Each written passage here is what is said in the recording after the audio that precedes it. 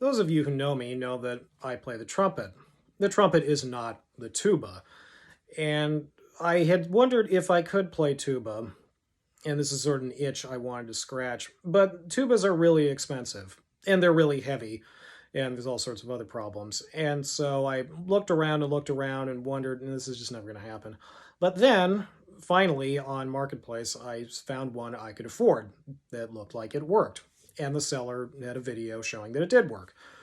And so I bought it. And he shipped it from Reno, and this is it. This is actually a very unusual instrument, even though it looks like a tuba.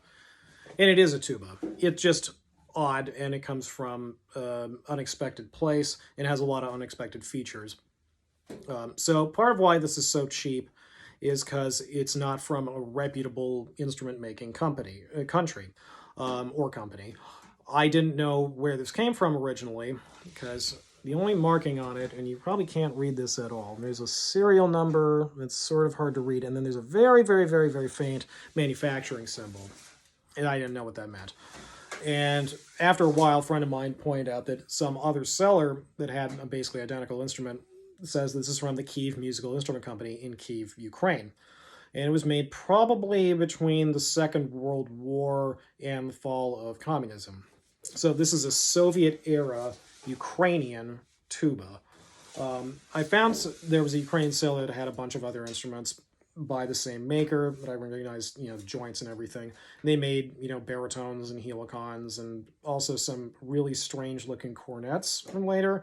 So, sort of mysterious company.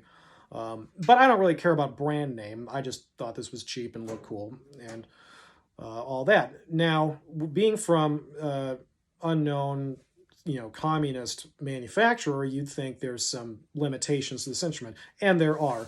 But there are some benefits as well. The first thing that anybody's going to notice picking this up is that it's really light.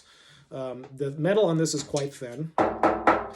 And all in all, including mouthpiece, this weighs less than 15 pounds, which, if you're familiar with tubas, is probably like half of what a professional quality instrument is going to weigh.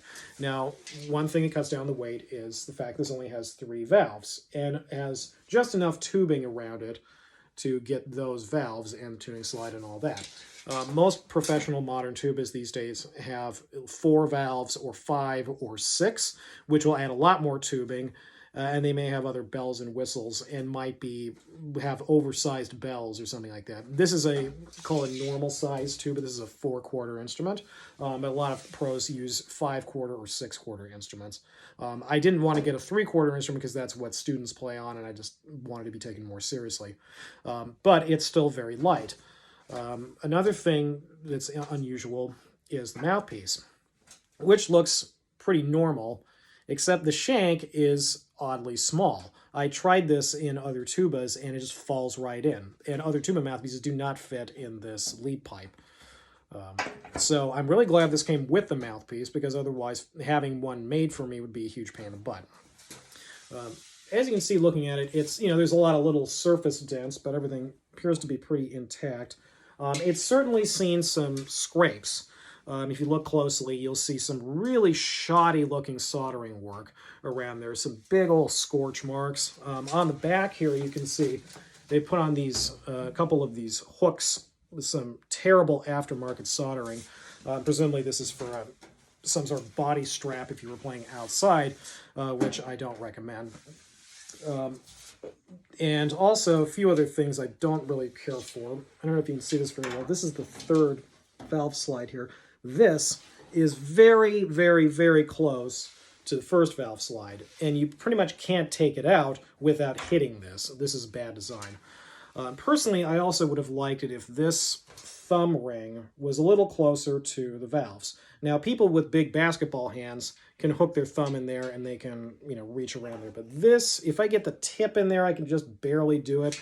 Now, I have like the smallest hands in the world, but it's a little irksome. Also, I have a problem where I can't bend this thumb past here, so I'm kind of screwed. I can fit it in like this and do the wrong fingers, but usually I just do this as to not be an idiot. There's also, this has been dropped a couple of times. If you look closely at these rotaries, this has got that little clockwork style rotary system, which I like. But this part here is actually kind of crushed down a bit. I had this straightened out, like this bar here was bent up, and these were all kind of misaligned. And my tech said that likely if this was made from really cheap metal, it could have been made out of like pot metal.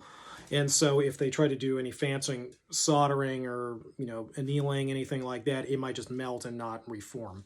So this is about done with the repairs I can do on the valve section. I would like to make them less noisy because you can probably tell they're pretty noisy. Anytime I play music on this, there's little clicks and clacks, which I don't get from other instruments, from more normal instruments. But it does work. It is a no-frills instrument, but I paid, a fraction of what I would pay for a new tuba. The case that I had to buy for this, which is a ProTech, sort of upper-level bag for, they say, smaller tubas, cost more than a third of what I paid for this, including shipping from Reno to Seattle.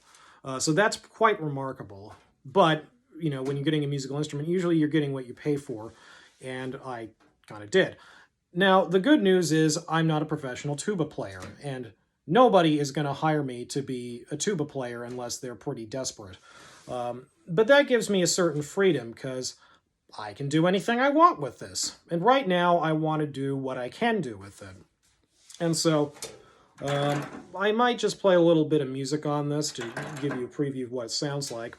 This is an E-flat tuba. I figured coming from trumpet and horn and more upper brass, I wanted something to be a little easier to blow.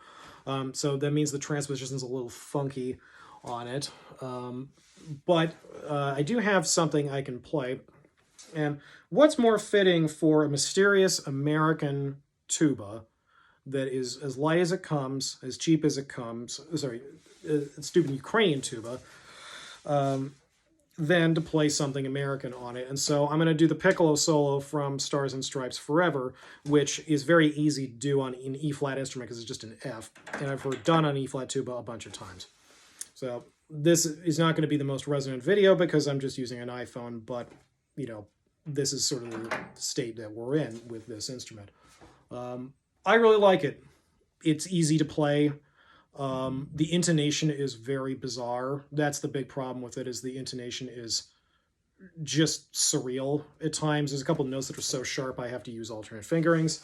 I probably need to be pulling this slide a lot more than I am, but I'm a little lazy about it right now. So it's very interesting playing in a group. I tried this out in a quintet rehearsal the other day, and it was a little odd. But I'm learning, just as a doubling instrument, it has a lot of benefits because it's so light and it's not hard to blow through. And it sounds like a tuba, but it's certainly not something I would give to a student because it's too difficult to play, and not something I would give to a pro because they're going to find with 3 valves, the range is a little limited down there. I do have a false tone of A flat, which is kind of neat. But you're not going to be able to play something that's written for C tuba on this. So I said I was going to play a piccolo solo. I'm going to play a piccolo solo. It was from Stars and Stripes Forever.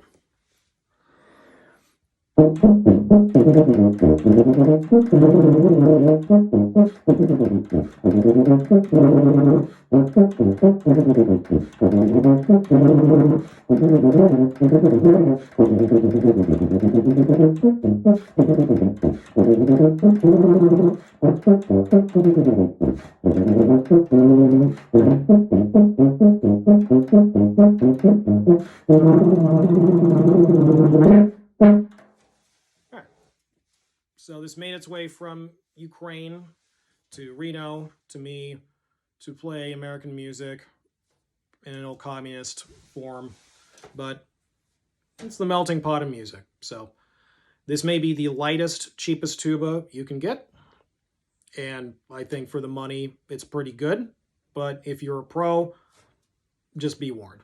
So thanks for watching.